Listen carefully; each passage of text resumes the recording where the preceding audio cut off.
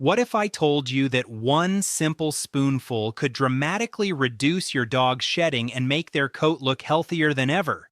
Scientists have discovered that one overlooked ingredient can nourish the skin from the inside out. And if your dog sheds year round, number 5 might be the biggest mistake you're making. So, let's dive in. Number 1, bone broth. Yeah, I know, sounds like nothing. That's exactly why nobody uses it. But listen to what it's actually doing. Your dog's hair grows out of follicles, and those follicles are built from collagen. No collagen. Weak follicle. Weak follicle. The hair doesn't fall out because it's old. It falls out because nothing's holding it. That fur on your couch right now, that's not shedding. That's structural failure. Bone broth is pure collagen and gelatin, the exact raw material those follicles are starving for. Now, how much? Small dog, under 20 pounds, 1 tablespoon. Medium dog, 2. Big dog, 3. Straight into dinner 3 times a week. Puppy under 6 months, just a teaspoon to start. Let that little stomach adjust. And here's the kicker. Owners who try this get almost angry because the $50 supplements never came close. But this is just the foundation. The next one, that's the switch. Sardines, not salmon oil. I said sardines. And yes, there's a difference. That fancy oil bottle in your cabinet, half its power dies the moment you open it. Oxygen kills it. But a whole sardine, everything's locked inside. Omega-3s, calcium, vitamin D, delivered in a form the body actually absorbs instead of one that leaks out the other end. Packed in water, no salt. That part's non-negotiable. Small dog gets half a sardine twice a week. Medium dog, 1 whole. Big dog, 2. Puppy? A quarter sardine mashed in once a week is plenty. Owners see softer coat in weeks, not months. Weeks. And they cost less than your coffee. So why doesn't anyone talk about this? Because nobody profits when you buy a $2 can. Now, if that felt too easy, the next one's already in your fridge and it's going to bother you. Eggs. You have them right now. 12 of them probably sitting on the shelf, and your dog's never had one. Here's why that should bother you. Your dog's fur is made of keratin. Keratin production runs on biotin. And an egg is basically a biotin delivery system with a shell on it. When biotin runs low, 2 things happen. More hair falls out. That's the part you see, but the new hair growing back comes in thinner and duller. That's the part you don't see until months later when the whole coat looks tired. Scrambled plain, nothing added. Small dog, half an egg twice a week. Medium or big dog, 1 whole egg 3 times a week. Puppies handle half an egg beautifully from around 3 months. Owners call this the fastest visible change on this entire list. But eggs are just the warm-up. The next food? Everyone gets it wrong. Everyone. Pumpkin seeds. And no, not pumpkin, the seeds. The part you throw away. Everybody knows pumpkin settles a dog's stomach. Fine. Old news. But the seeds are running a completely different operation. They're loaded with zinc. And zinc deficiency is one of the most missed causes of dry, flaky, irritated skin in dogs.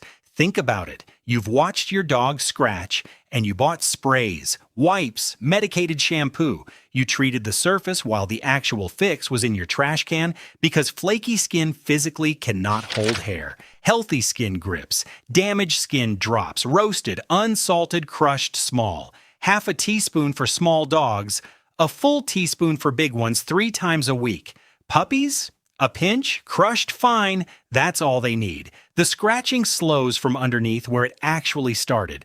Now brace yourself because the next one comes with a question you might not like answering. Sweet potato.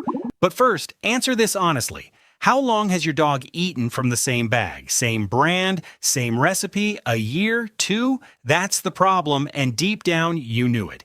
Here's what sweet potato fixes. It's packed with beta-carotene, which becomes vitamin A, and vitamin A controls your dog's skin oil. This is a dial, not a switch. Too little oil, coat turns dry, brittle, snaps like straw. Too much, greasy, matted, smells off. You can't control that dial from the outside. No shampoo on earth adjusts oil production, but the body can when you hand it the right material. Cooked, mashed, mixed in, 1 tablespoon for small dogs, up to 3 for the big guys a few times a week. Puppies love a teaspoon mashed into dinner. Cheap, easy, done. And while we're correcting mistakes, The next food you've heard of, what you heard was wrong, coconut oil. Everyone's talked about it, nobody's explained it. So let's actually do that. It's not the oil coating the fur that matters. Rubbing it on top just makes a greasy dog. It's the lauric acid inside, working from the gut, calming that low-grade skin irritation that keeps your dog scratching at 2 in the morning. And here's the twist most owners never catch. A scratching dog isn't shedding more. He's breaking hair, snapping it mid-strand. It looks identical on your floor, but it's a totally different problem. And it needs an inside fix, not an outside one. Start small, a 1/4 teaspoon for small dogs, half for medium, a full teaspoon for large breeds, a few times a week. Puppies start with just a fingertip's worth. Go slow the first week. Too much too fast means loose stools. Next up, something you bought once, used twice, and abandoned. Time to bring it back. Chia seeds. Be honest. They're in your cabinet right now behind the protein powder from that smoothie phase 2 years ago. Get them out, because they were never for you. They're one of the most concentrated plant sources of omega-3 on the planet.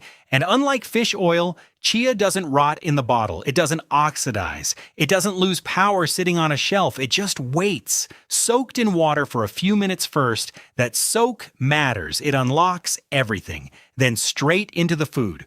A 1/4 teaspoon for small dogs, half a teaspoon for big ones 3 times a week. Even a puppy handles a tiny pinch soaked soft with 0 issues. It's the quietest food on this list. No hype, no marketing, no influencer talking about it. It just works. Speaking of quiet workers, you're already feeding the next one blindly. Blueberries, you literally hand these out as treats. Your dog catches them mid-air, and you have no idea what they're actually doing in there. Here it is, hair follicles age. They take damage from oxidative stress, the same invisible process that wrinkles human skin. A damaged follicle produces weaker hair, then thinner hair, then eventually nothing. Blueberries carry some of the highest antioxidant levels of anything a dog can safely eat, and antioxidants are follicle bodyguards. They absorb the damage before the follicle does. Fresh or frozen, 3 or 4 berries for a small dog. A small handful of 8 to 10 for a big one every day if you want. Puppies? 2 or 3, cut in half so they're not a choking risk.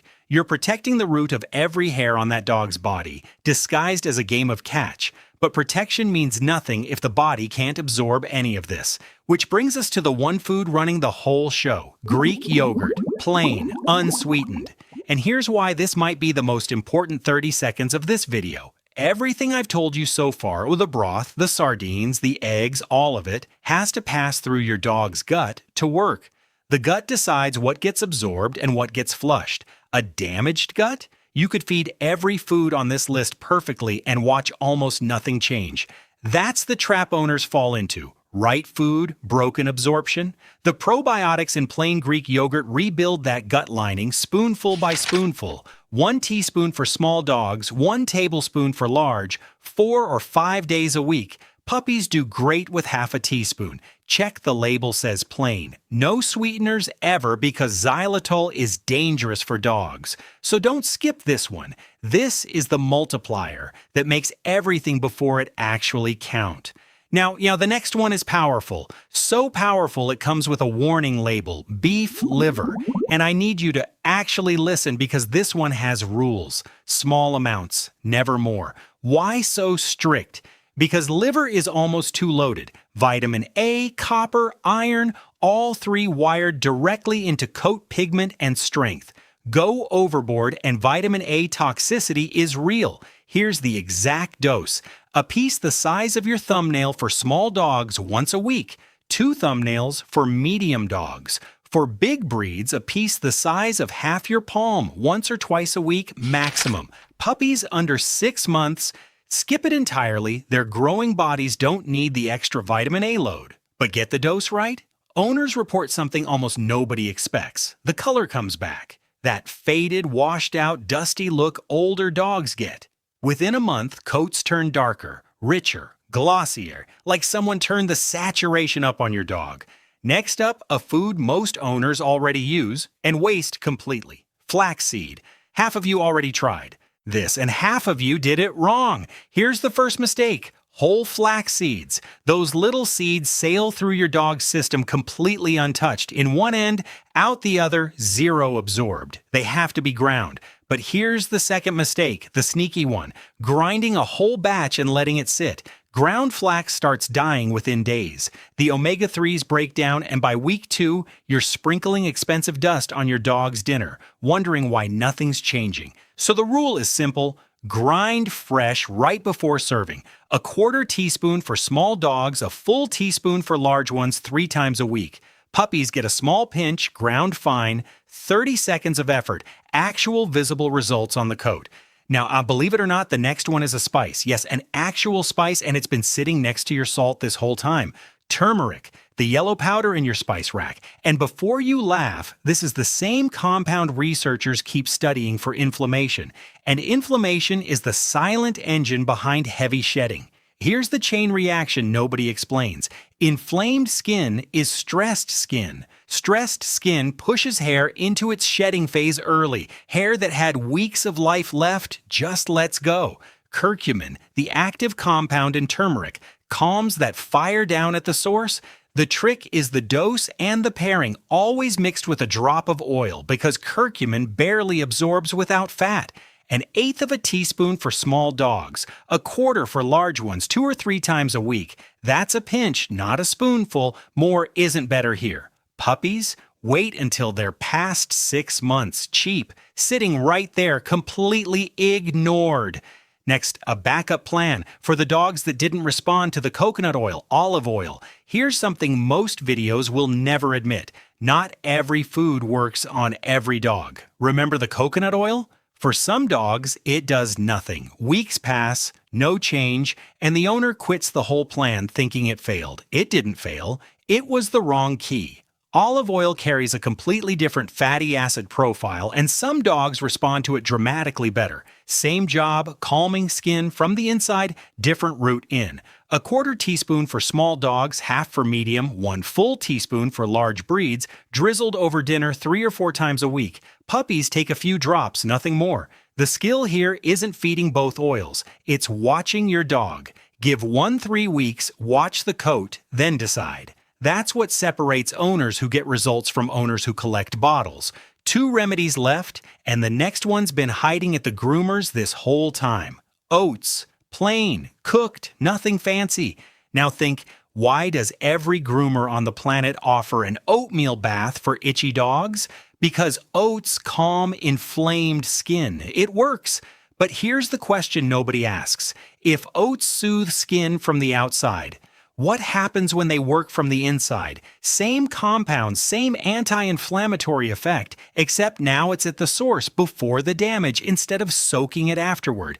That's the difference between treating and preventing. 1 teaspoon of cooked, unsweetened oats for small dogs, 2 tablespoons for large ones mixed into breakfast a few times a week. Puppies do fine with a teaspoon once they're on solid food. The bath fixes yesterday, the bowl fixes tomorrow. Cheap insurance, 1 spoon at a time. Now here's where this video breaks its own rule, because the next one doesn't go in the bowl at all. Apple cider vinegar rinse. And no, nobody's drinking anything. This one goes on the coat, not in the bowl. Here's the problem it solves. Your dog's skin has a natural acid barrier, and most dog shampoos strip it clean off. Stripped barrier means dry skin, itching, bacteria moving in, and yes, more hair on your floor. The mix is the same for every size. 1 part apple cider vinegar, 2 parts water. Pour it over the coat after a bath, work it in for a minute, then rinse it off. Once or twice a month is all any dog needs. Small, big, young, old. Just 2 rules. Keep it away from the eyes and any open scratches because it stings, and skip it on puppies under 12 weeks. Their skin's still developing. Owners who add this 1 rinse say the coat comes out softer than any conditioner they've bought. And that leaves the final one, the one deciding if everything else even worked. Spinach. Small amount, cooked, never raw in piles. And here's why. I saved it for last. Every nutrient in this video, the collagen, the biotin, the zinc, the omega-3s, travels to your dog's skin one way, blood. Blood is the delivery truck. And if circulation is weak, Those nutrients sit in the gut, loaded up with nowhere to go. Spinach delivers iron and folate, the two things that keep that delivery system strong. 1 teaspoon of cooked chopped spinach for small dogs, 1 tablespoon for large ones, 2 or 3 times a week. Puppies, a pinch finely chopped is plenty. Without it, you did 15 things right and the shipment never arrived. With it, everything you've added this week actually reaches the follicle it was meant for. So no, spinach isn't the star of this list. It's the road every single star travels on, and without the road, nothing moves, nothing changes, nothing arrives. So here's the truth you walked into this video without. It was never one miracle food. It was 16 ordinary ones. And the question of which ones your dog has been missing, silently, this whole time. So let's find out. Count them. Out of these 16, how many has your dog actually tried this month? Drop that number in the comments. Just the number, nothing else. And if it's under 5, don't feel guilty. Feel ready, because you now know something most owners will never look up, and your dog's coat is about to prove it.